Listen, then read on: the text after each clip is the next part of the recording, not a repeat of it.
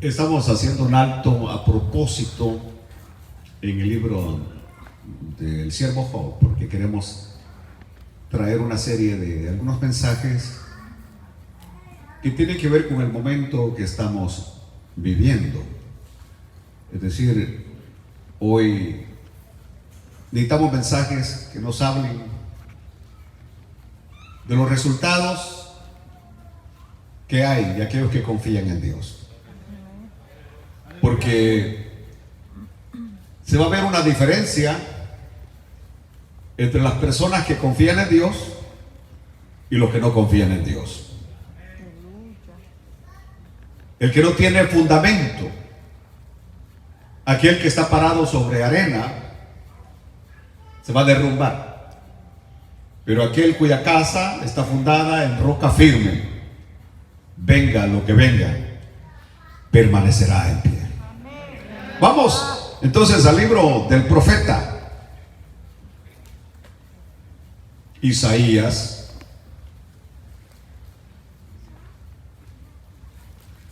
y estaremos leyendo en el libro del profeta Isaías, en el capítulo número 40.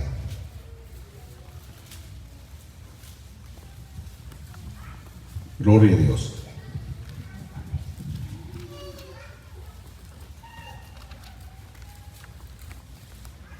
Capítulo número 40. Y el versículo 31.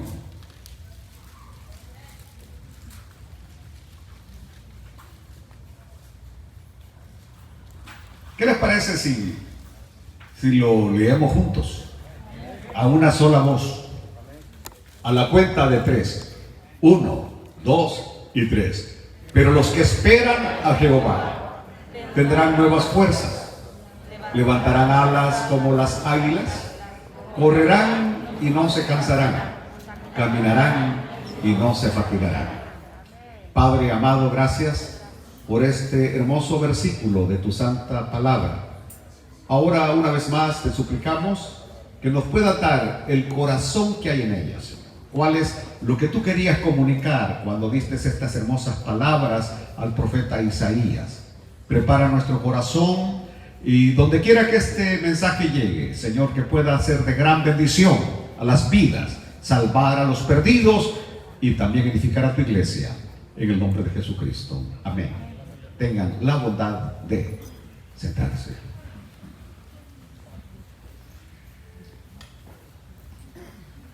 Es bien importante que cuando leemos las Escrituras,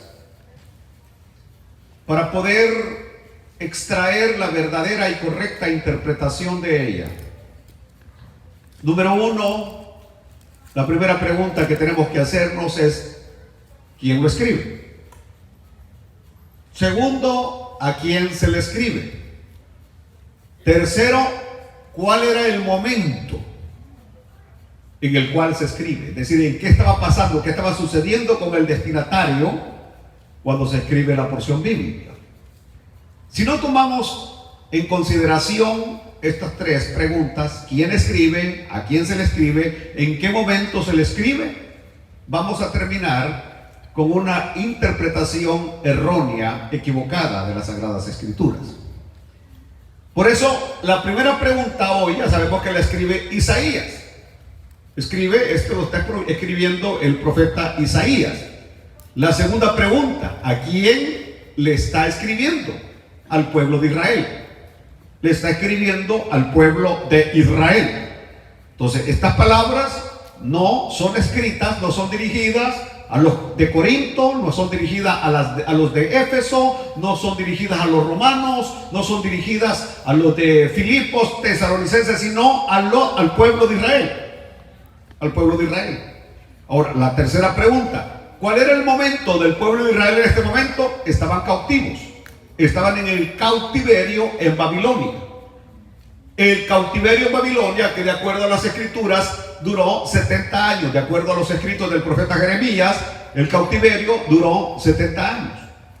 Cuando los de Babilonia se llevaron a los israelitas al cautiverio, ellos nunca pensaron que iba a ser tan largo el cautiverio. Según ellos, los iban a llevar y al poco tiempo iban a regresar a su amada tierra. Ellos amaban a Jerusalén, así como usted ama al pueblo donde nació. Amaban a Jerusalén, amaban su tierra y querían, deseaban regresar. Mas sin embargo, muchos de ellos no regresaron, como el caso de Daniel, que salió joven y nunca regresó.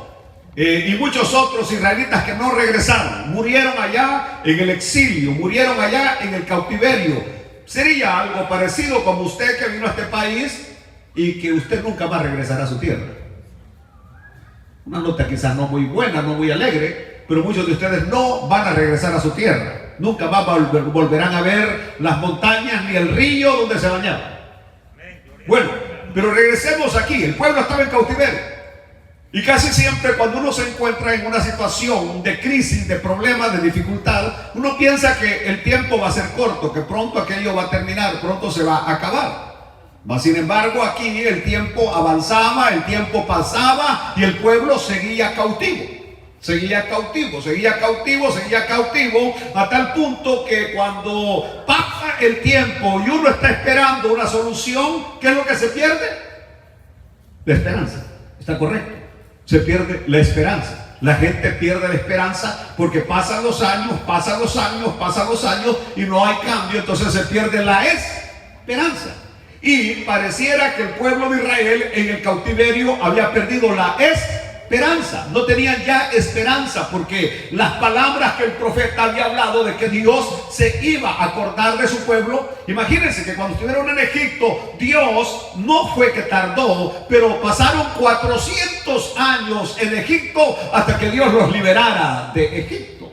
Ahora ellos ya llevaban muchos años cautivos ahí en Babilonia y habían perdido la esperanza. Así que estas palabras de hoy, el mensaje de hoy era un mensaje para gente que estaba ya sin esperanza.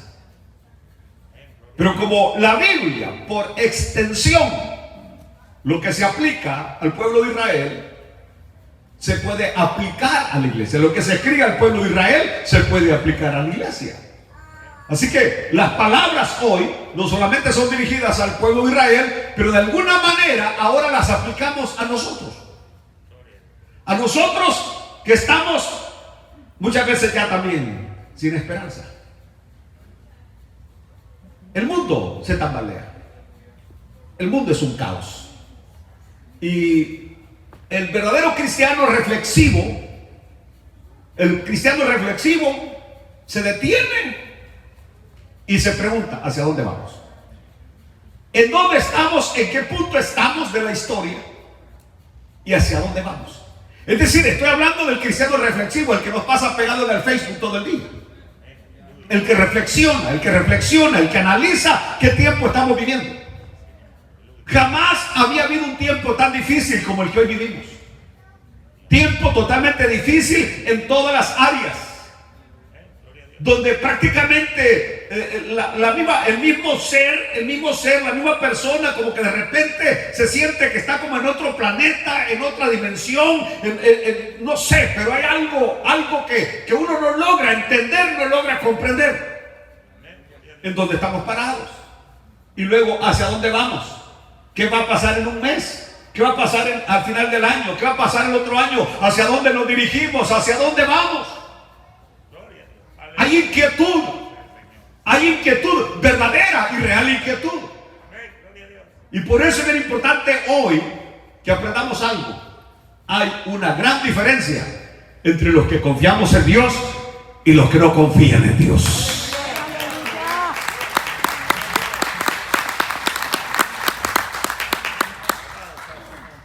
Me subo en un barco que va en un océano.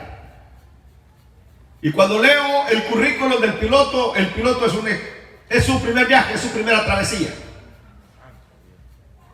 Su primera travesía. Pero a la par está otro barco, donde dice que el piloto desciende de padres marineros, de abuelos marineros, que nació prácticamente navegando. Toda su vida ha navegado. La gran pregunta es, ¿en qué barco me subiría? para atravesar el océano lleno de tormentas, tempestades. ¿En qué barco me subiría?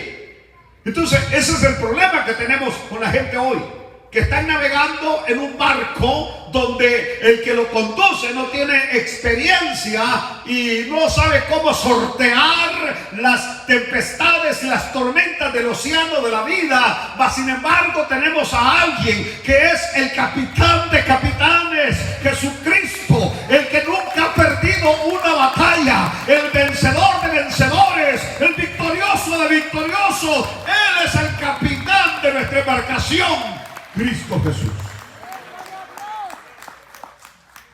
Esa es la gran diferencia. Nosotros tenemos esperanza. Y como dijo Pablo, hay unos que tienen esperanza y otros que no tienen esperanza. La gran diferencia de confiar en Dios. La gran diferencia de confiar en Dios. Hay mucha gente que hoy no está durmiendo. Hay mucha gente que ha perdido el apetito. Hay mucha gente que está en una incertidumbre terrible y andan nerviosos. Hasta algunos de ustedes los veo que están sentados y están moviendo las llaves y no hayan qué hacer y las piernas las están moviendo del nerviosismo. La gran pregunta es: ¿en quién has confiado? ¿Quién es tu Dios? ¿Acaso has confiado en un diosecito de papel, de madera, de bronce? ¿O has creído en el Dios todopoderoso, el infinito y eterno, Jehová de los ejércitos? Observe lo que dice aquí. Pero, hasta ahí nomás. Ese pero marca un contraste entre lo anterior y lo que se está diciendo. Cuando nosotros estamos leyendo cualquier libro de literatura y de repente aparece el pero, ¿verdad? Pero, ese pero marca un contraste entre lo anterior y lo que se está diciendo. En otras palabras, para poder entender este versículo hay que irnos al anterior para poder ver el contraste, para poder apreciar la diferencia. Y el versículo 30 dice: los muchachos se fatigan y se cansan, los jóvenes flaquean y caen. Los muchachos se fatigan y se cansan, los jóvenes flaquean y caen, pero los que confían, pero los que esperan a Jehová tendrán nuevas fuerzas.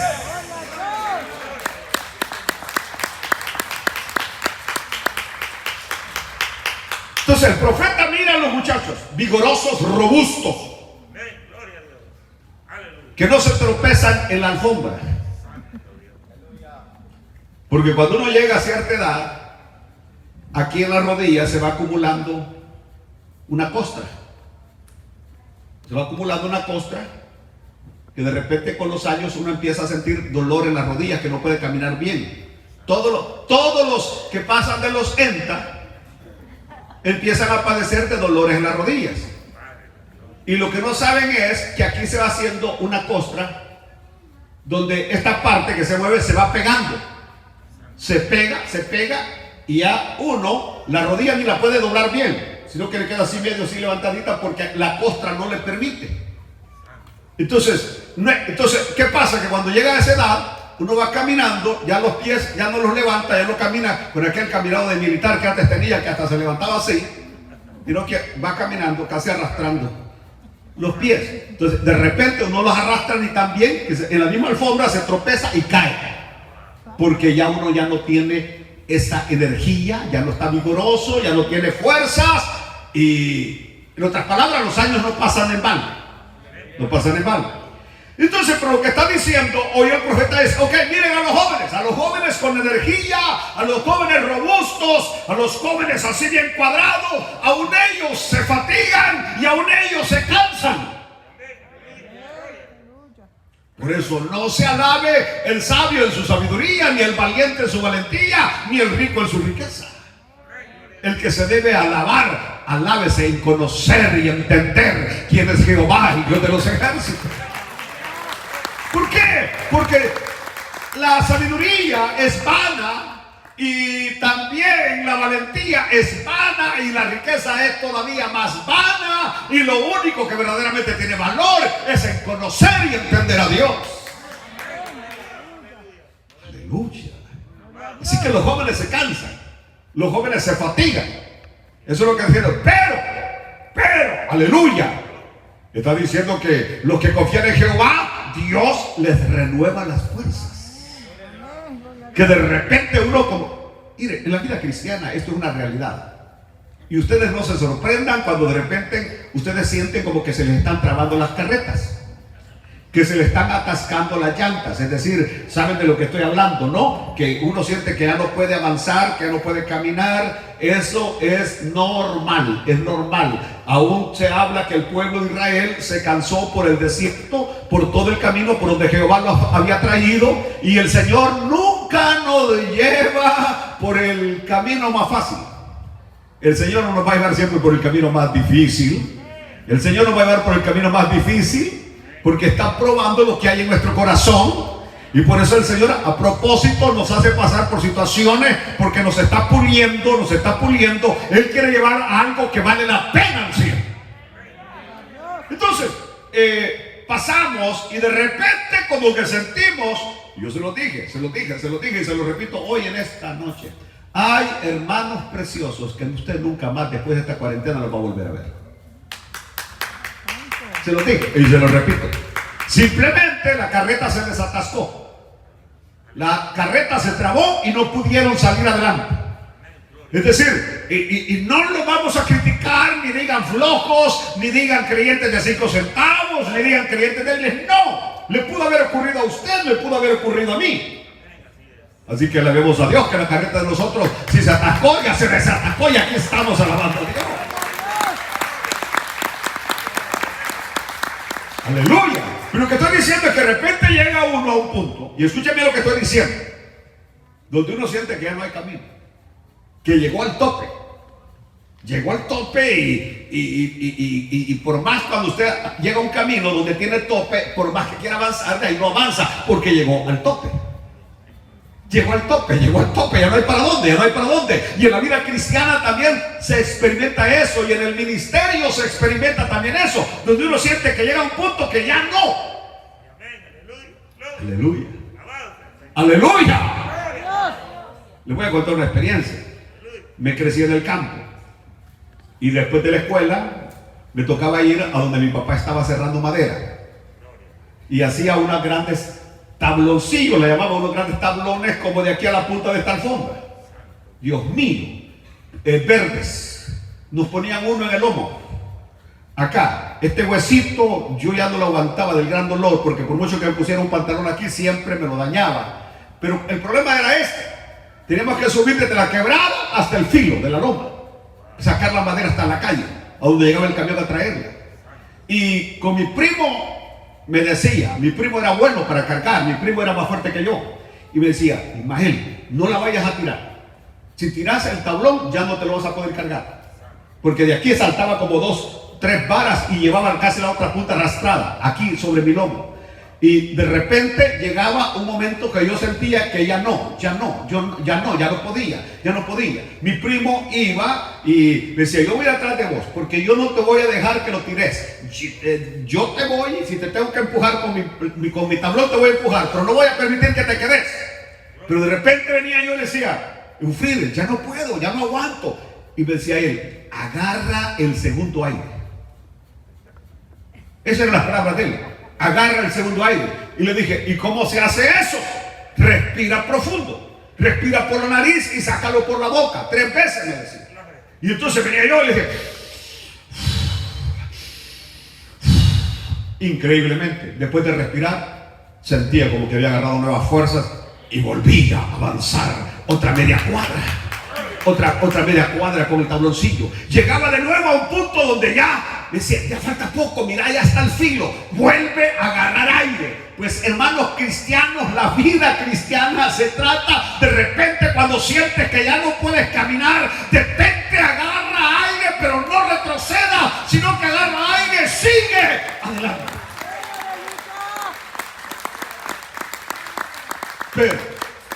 Los que esperan, no en, sino a Jehová. Porque el canto está mal redactado. Los que esperan en Jehová. ¿Cuál en Jehová? A Jehová. A big difference entre esperar en y esperar a. No estamos esperando en sus atributos, sino a Él. El todo. No el complemento, sino el todo. Aleluya. Observen ustedes. Él dice, pero los que esperan a Jehová. Casi siempre que estamos esperando, se espera con la expectativa que va a llegar. Usted no se pone a esperar algo que usted sabe que no va a llegar. Lo que lo mantiene a usted esperando es porque sabe que va a llegar. Porque sabe que va a llegar. ¿Me están entendiendo? Si uno sabe que no hay ni la más mínima posibilidad que va a llegar, uno no espera. ¿Me están entendiendo? Entonces aquí hay expectativa. Hay expectativa. Probablemente no llegará cuando usted quiso, en el momento que usted quiso, pero si hay expectativa, usted sabe que algo le dijeron, va a llegar, va a llegar. Los que están esperando el dinero que le van a mandar por el avispón, ¿verdad? El dinero que va a mandar el presidente o lo que sea, el gobierno, usted sabe que va a llegar. Que lo que prometieron los $1,200 y no ha llegado, usted sabe que va a llegar. Usted está esperando y todos los días va al correo a abrirla para ver si llegó. Porque hay que expectativa. Pero aquel que sabe que no le va a llegar, ni mira el correo.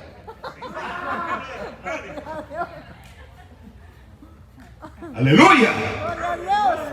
Así que el que sabe que no le va a llegar, pasa el camión de correos y ni tan siquiera va corriendo a ver, pero los que la están esperando salen corriendo a ver si ya llegó. Hay expectativa. Se espera con expectativa. Ahora, recuérdese que el mensaje, ¿para quiénes era? Para el pueblo de Israel. ¿Que estaban en qué? En cautiverio. Y que llevaban ya muchísimos años de estar cautivos. Y habían perdido ¿qué? La esperanza de liberación. Habían perdido la esperanza de liberación. Es decir, había una promesa de parte de Dios, pero ya esperamos 1 año, ya esperamos 2 años, ya esperamos 3 años, ya esperamos 5 años y no ha llegado. Pero es una vez más salen a relucir las palabras del siervo Job, que dijo: aunque me mate, en él esperaré. Aunque tenga que morir esperando, pero moriré esperando.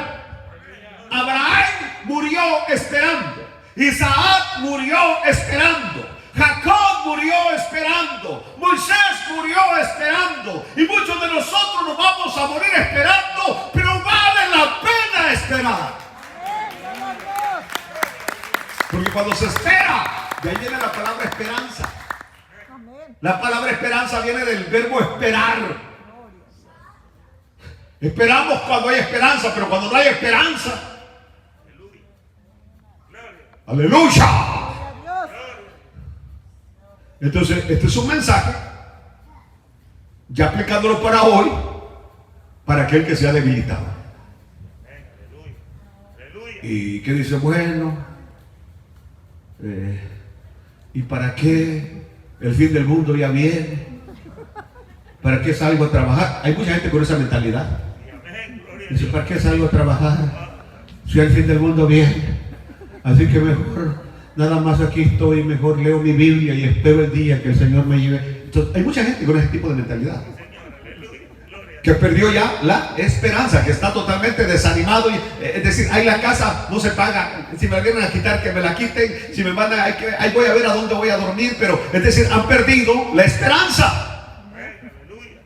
Hay muchos que han perdido la esperanza acerca de la conducta de sus hijos. Hay muchos que han perdido la esperanza de obtener papeles legales de este país. Hay muchos que han perdido la esperanza de ver otra vez a sus papás. El mensaje de hoy es para que renovemos la esperanza, porque el Dios que está en los cielos nos da una nueva esperanza. Aleluya. Por no decir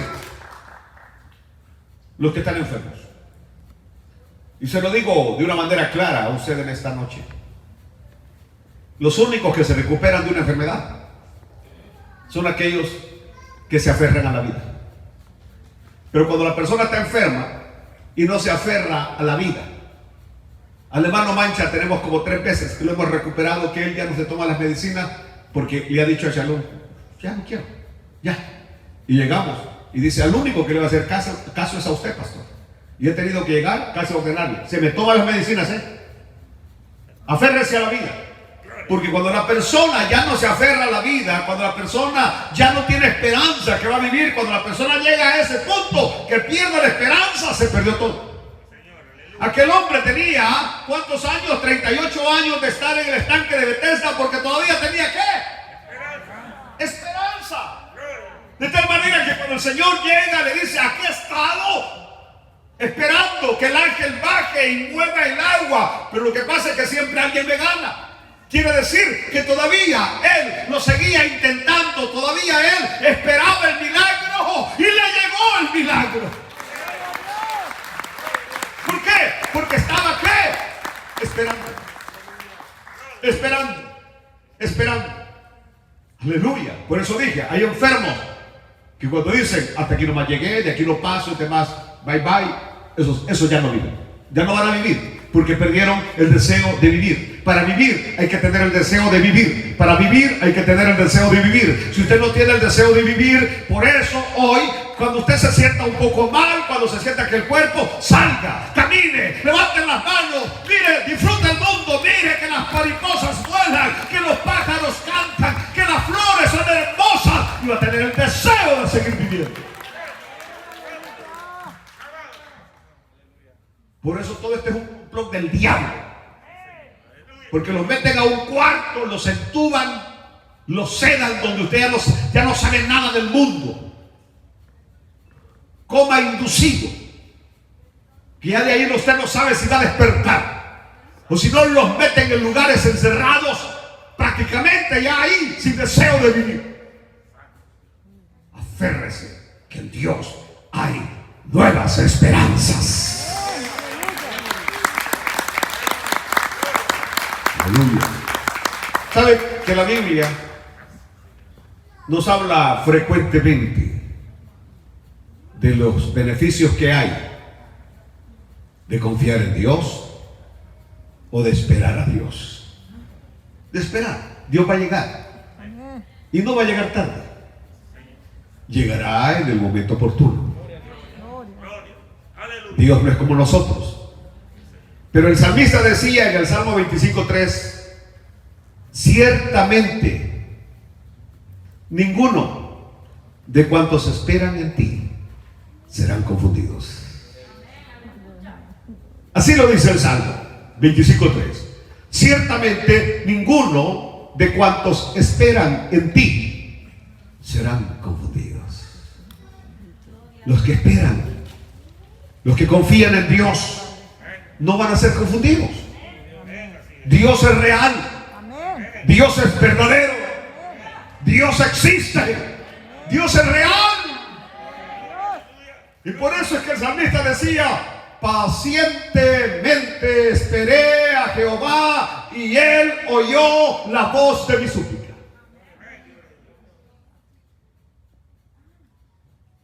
Sigue suplicando. No te rindas. No te des por vencido. Este es el mensaje hoy. No te rindas.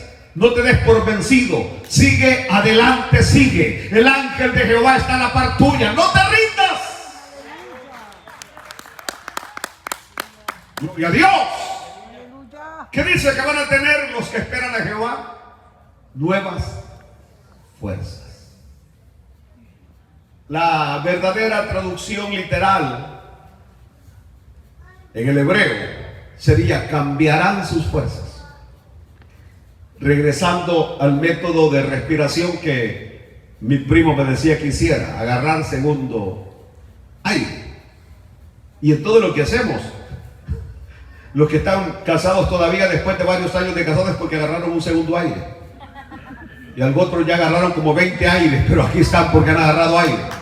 Pero con el primer aire no hubieran llegado ni al mes de casados. Usted sigue en el mismo trabajo que tiene por 15, 20 años porque ha tenido que agarrar nuevos aires. Si no, hubiera salido corriendo al primer problema que tuvo con el jefe. Usted está en esta iglesia porque ha tenido que agarrar aire. Si no, la primera paliada que el pastor le dio hubiera salido corriendo.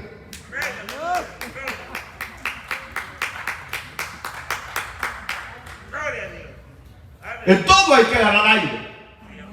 Cambiar fuerzas. Es decir, esta fuerza ya no. Ya no. Con esta fuerza ya no puedo. Me recuerdo mi padre, que era un aserrador de madera. Me decía, empuja esa troza de este vuelo de cedro. 8 pies, 8 varas de larga la troza. Y venía yo, ¿y cómo? Le decía. Yo te voy a enseñar cómo, me decía mi papá. Y mi papá agarraba unas ramas, así de este grueso, como de aquí donde está el hermanito de largo. Y venía mi papá y metía aquella vara. Y luego debajo de la vara ponía un trozo. Y venía mi papá y le hacía así. ¡Pum! Y la troza se movía, y se movía, y se movía. ¿No has oído que una vez me dijo, Arquímedes dijo, deme una palanca y moveré el mundo? Así que mi padre, un campesino, movía las tremendas trozas y las llevaba de aquí al otro lado de la pared del templo a pura palanca. Con mi tío, ponían una palanca. A la una, a la dos, ¡pum! Le movían 2 pies, otros 2 pies, y ahí iban arrastrando con una palanca. Que 20 hombres queriéndola mover no la podían mover. Cambiar fuerzas. Hay cosas que nosotros las queremos lograr en nuestras propias fuerzas. Deje ya de luchar en sus propias fuerzas. Dele oportunidad a Dios, ríndase a Dios y deje que Dios pelee la buena batalla por usted. Dice, están quietos y miren lo que Jehová hará. Cuando Dios interviene, no quiere que nosotros metamos las manos. Parece que no lo entendieron. Dios va a intervenir solamente si nosotros no metemos las manos. Ahí iba Gedeón con 3,000 a enfrentarse con 30,000. Así era, ¿verdad? Así. Por eso, pero al principio cuando sale Gedeón, ¿cuánto llevaba? 30,000, ¿no? ¿No eran 30,000? Sí, y luego le quedaron 3,000 y luego ¿cuántos? 300. Cada vez bajaba la situación de 30,000, ¡pum! Cuando le dijo, mire, el que quiera regresarse, regrésase, ¡pum! Los vemos, dijeron. Le quedaron 3,000. Y le dijo el Señor, todavía son muchos, porque yo no quiero. Es decir, si esta pelea la voy a ganar yo, quiero ser yo. Ustedes no van a ser instrumentos nada más. Así que el asunto fue que quedan 300 para que la gloria se le diera solamente a Dios.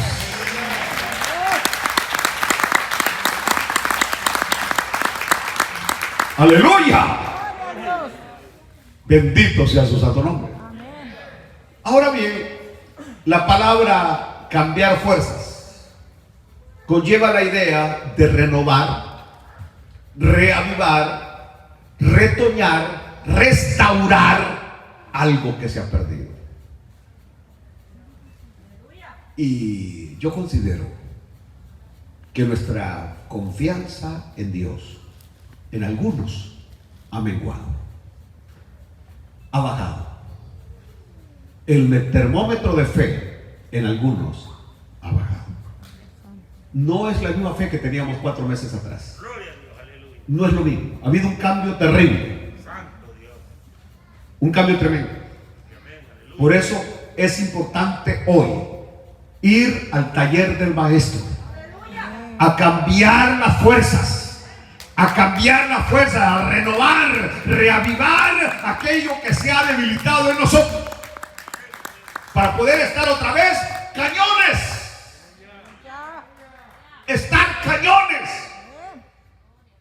ahí todos debiluchos, debilitados. Aleluya. Que hasta cuando ven al demonio venir, ay, vienen los demonios, ahorita no te vengas conmigo porque estoy débil. ¿Cuál débil? Diga el débil, fuerte soy en el nombre de Jesucristo. Pero ¿saben ustedes que la Biblia presenta ejemplos de personas que se habían debilitado, personas que habían perdido la confianza y la renovaron? La renovaron. Por ejemplo, el libro de Hebreos, en el capítulo 11, versículo 34, dice: de algunos héroes de la fe. Héroes de la fe. Uno pudiera pensar que se debilite el hermanito allí pelo parado. ¿Entendió? Pero un héroe de la fe, uno no pudiera pensar que el gran padre de la fe, Abraham, en un momento tambaleó la fe. Pero tambaleó. Uno pudiera pensar en algunos otros grandes que en algún momento tambalearon en la fe y tambalearon. Por eso se dice de algunos héroes de la fe, se dice que sacaron fuerzas de debilidad y se hicieron fuertes en la batalla. Alaben a Dios. Sacaron fuerzas de la debilidad. Quiero preguntar en esta noche, a ver, pero sean sinceros, aunque sea una sola vez en la vida, ¿cuántos de ustedes se sienten débiles? ¿Se sienten débiles? Díganlo pues. ¿Cuál es el problema? What is the problem? Confiese. Sí, me siento débil. Pero ahora el punto es: saquen fuerzas de la debilidad. Aleluya. Sacaron fuerzas de la debilidad, se hicieron fuertes en batalla. Gloria a Dios. Gloria a Dios. Gloria a Dios. De Sansón, ¿qué se dice de Sansón? En Jueces 16, 28, que Dios le renovó sus fuerzas, sus energías. Ahí estaba Sansón, ya vencido, y le dijo: Señor, only one more time, please. Devuélveme. Ya el pelo le había crecido, ya tenía fuerzas. Aleluya. Quiere decir que los pelones, no sé cómo le van a decir, pero Sansón había renovado, había recuperado sus fuerzas. Pero como no era el pelo, sino que era el Señor, el Espíritu de Dios, y por eso le dice: Señor, aunque sea una sola vez más, úsame, aunque sea una sola vez más. Y Dios lo volvió a usar.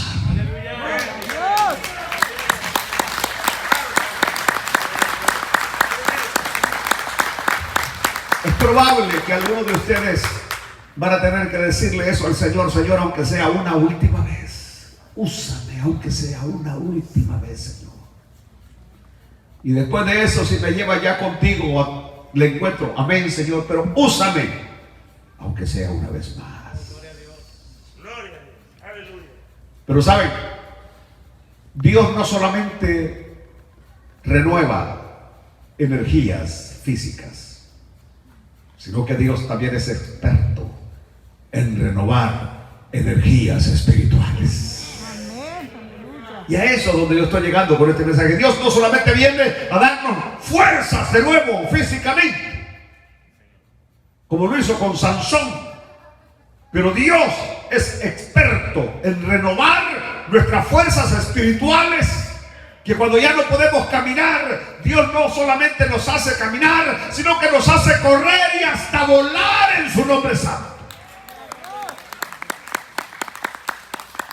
Aleluya. Él restaura al caído. Amén. Por eso 7 veces cae el justo y Jehová lo levanta. Porque Dios tiene un master degree en restaurar aquel que cae. Aquel que está en la casa, que se ha alejado del camino del Señor porque cayó, porque pecó, ese es porque no conoce la naturaleza de Dios. Pero el que conoce la naturaleza de Dios sabe que puede venir arrepentido y el Señor lo restaura y el Señor lo perdona y el Señor hasta lo vuelve a usar para honra y gloria de su santo nombre. Da fuerza a un desanimado. ¿Quieren que se lo confiese? Yo más de alguna vez me he sentido desanimado. No de ser cristiano, siempre lo he dicho, nunca me he desanimado de ser cristiano, pero de ser pastor, muchísimas veces. Gloria a Dios, aleluya. Ha sido la lucha de toda mi vida por 39 años. 39 años no queriendo ser pastor, imagínense ustedes. 39 años no queriendo ser pastor. Queriendo ser cualquier otra cosa, barredor si quieren, pero no pastor. I don't like it to be pastor. Me gusta to preach, to teach, aconsejar a la gente, regañar a la gente. Gloria a Dios. I like it, I like it. Pero no ser pastor. Pero como irás donde yo digo que vayas, harás lo que yo digo que tienes que hacer, porque antes hacías lo que te daba la gana, pero ahora dice el Señor, harás lo que yo quiero que hagas.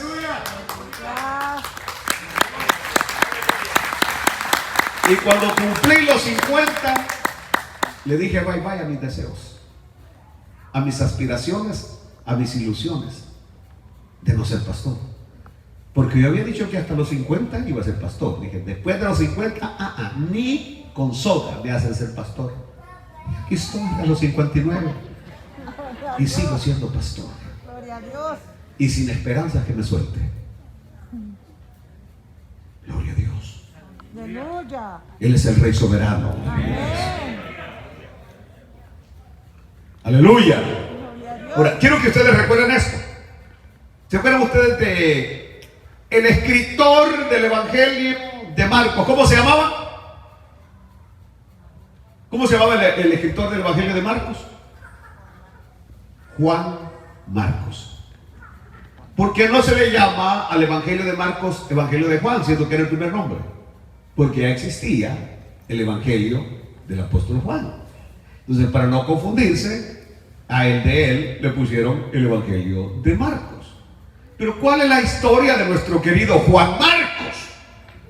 Que nuestro querido Juan Marcos, en el capítulo 13 del libro de los Hechos, sale en el primer viaje misionero con Bernabé y Saulo. Era familiar de Bernabé y se lo llevan a Juan Marcos. Se lo llevan. A medio camino, cuando vio la cosa fea, Juan Marcos les dijo, nos vemos, esto no es para mí. Y se regresó y los dejó a ellos allá nada más abandonados. Cuando van a iniciar el segundo viaje misionero, Bernabé otra vez se quiere llevar a Juan Marcos. Y Saulo le dijo, ese es tu sobrino, no lo llevamos. Ya nos abandonó la primera vez y yo no quiero que lo llevemos.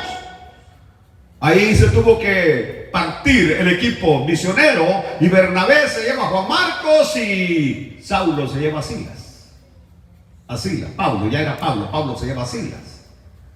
Pero quieren ustedes que a este muchacho, al cual en algún momento que había recaído en su fe, se había debilitado en su fe, y que el mismo Pablo lo había despreciado, cuando escribe a los colosenses, viene Pablo y dice, envíenme a Juan Marcos, el cual me es útil para el ministerio.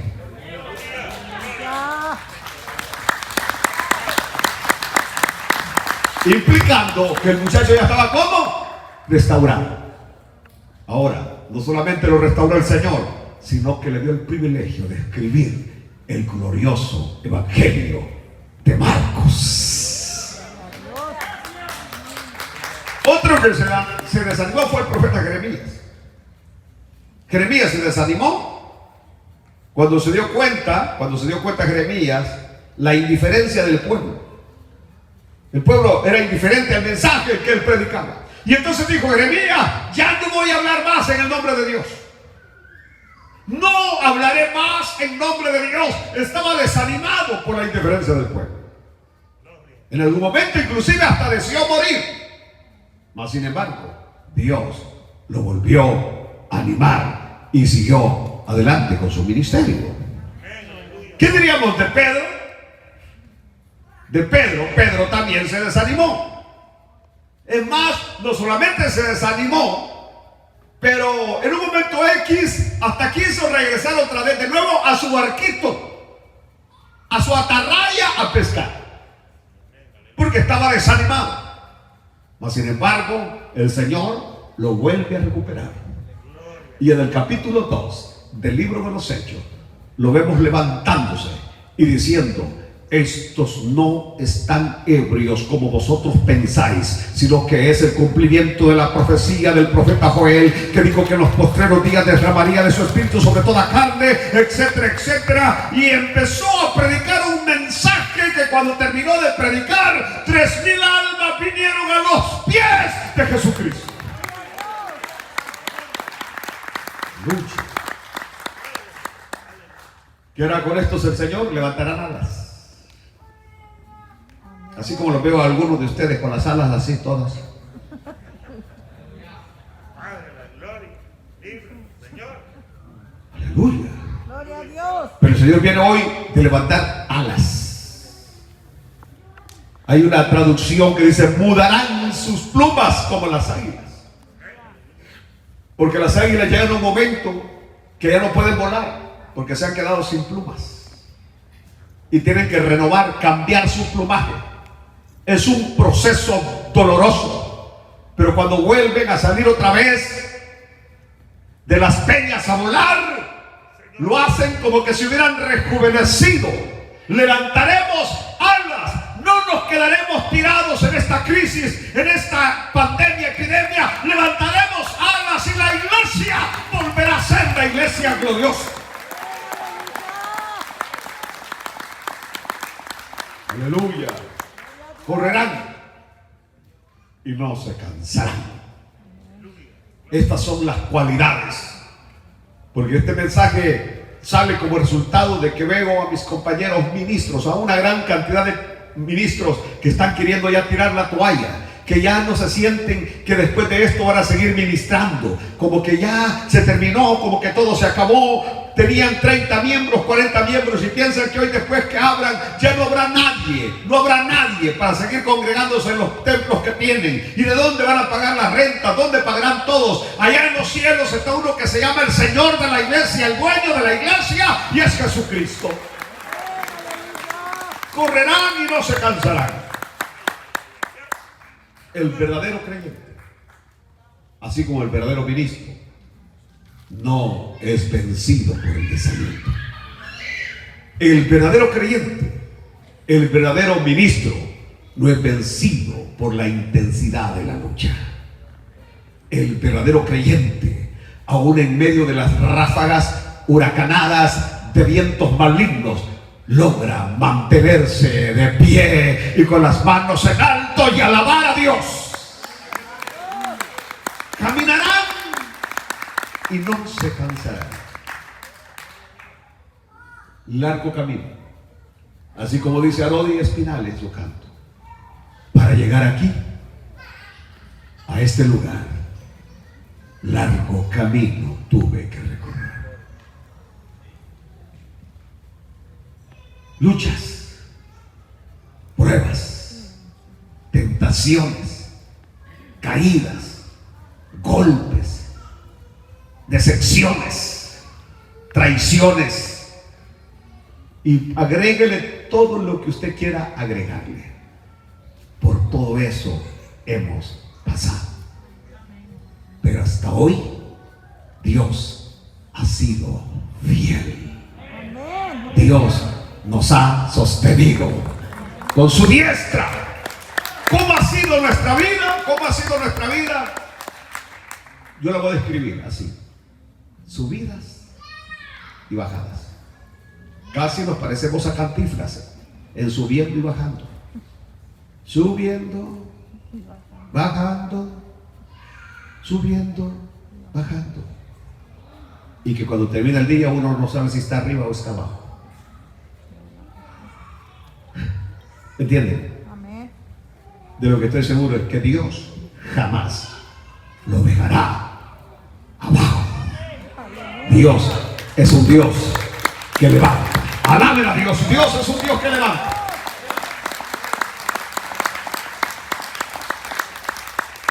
Conclusión: vale la pena confiar en Dios.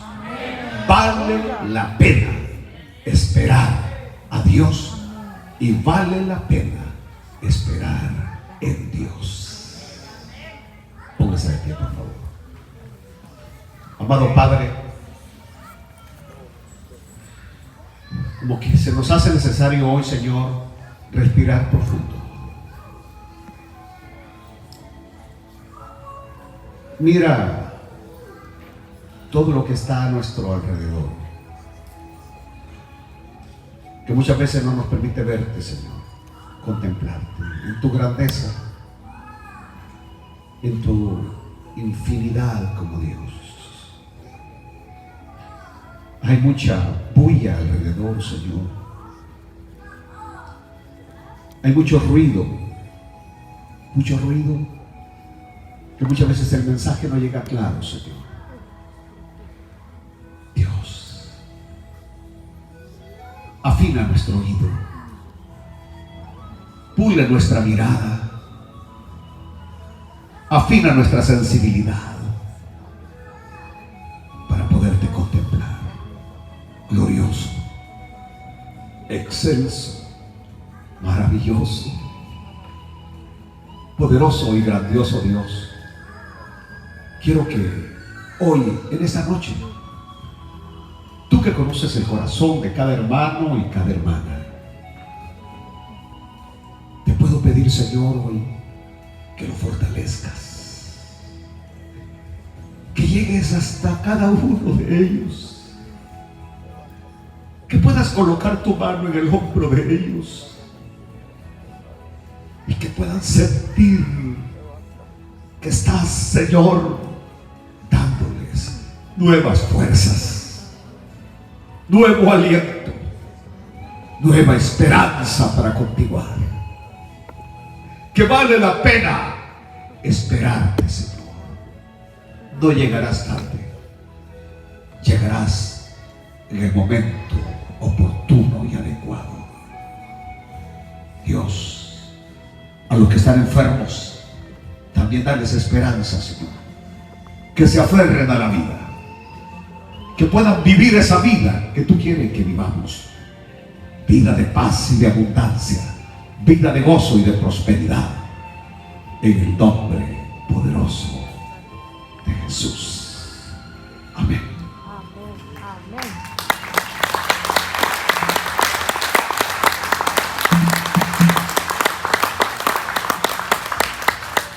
Quiero hacer una invitación para aquellos que todavía no están esperando, confiando en Dios. ¿Hay alguien en esta noche que quiere comenzar hoy, o más bien abordar el barco de la fe? El barco donde Cristo es el capitán. Aquí no hay incertidumbre. No importa que el barco no diga, o bien sí, el barco dice a dónde va: la playa celestial, puerto celestial, es el destino final. Y no hay nada que pueda impedir, que este barco llegue a la patria celestial. No hay nada, absolutamente nada, nadie se puede interponer. ¿Hay alguien que le quiera hoy rendir su vida, su alma al Señor? ¿Hay alguien? ¿Alguna persona hoy le rinde? Papá, levante su mano. Si hay alguien en esta noche que le quiera rendir su vida al Señor, quiero ver su mano en alto. ¿Hay alguien? ¿Alguna persona hoy? Tercera y última invitación. ¿Hay alguien que le quiera rendir su vida al Señor? ¿Hay alguien? Bueno, hemos llegado al final y lo hacemos con alegría de corazón. Le damos fuertes palmas al Señor. Que Dios les bendiga. Mañana los líderes a las 7 de la noche. Que tengan una bendecida semana.